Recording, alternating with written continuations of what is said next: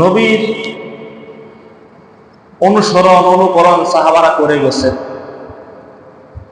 নবীজি কিভাবে আমল করছে, নবীর জিন্দেগি কিভাবে গড়ছে, এটা আমিও দেখিনি, আপনিও দেখেননি। দেখছেন নবীজির আমল? দেখছেন? নবীরও তো দেখেন নাই। তো নবীজি কিভাবে আমল করছে, নবীজি কিভাবে জীবন গঠন করছে, কিভাবে চলছে,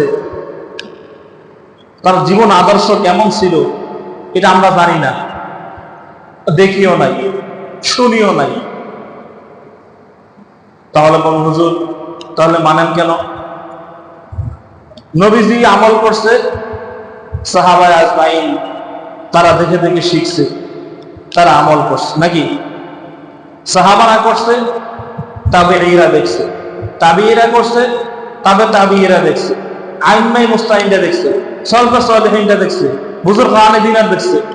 এভাবে আস্তে আস্তে আস্তে আস্তে আমার আপনার পর্যন্ত ইসলামটা আসছে নাকি? এখন যদি আমি বলি সাহাবা দরকার নাই, সাহাবা দরকার নাই, সাহাবা মানি না,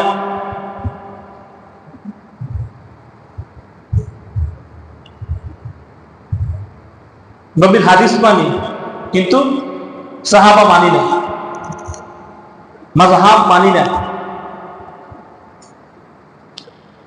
এগুলো হইল বোকামি কথা ছাড়া কিছু।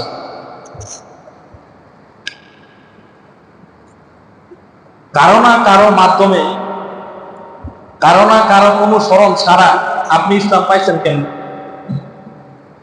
হয়তো কোনো বুজুর্গানের হাত ধরছেন, কোনো পীর মাশায়েখের হাত ধরছেন, কোনো হক্কানি ওলামায়ে কেরাম কাছ থেকে গেছেন, শিখছেন।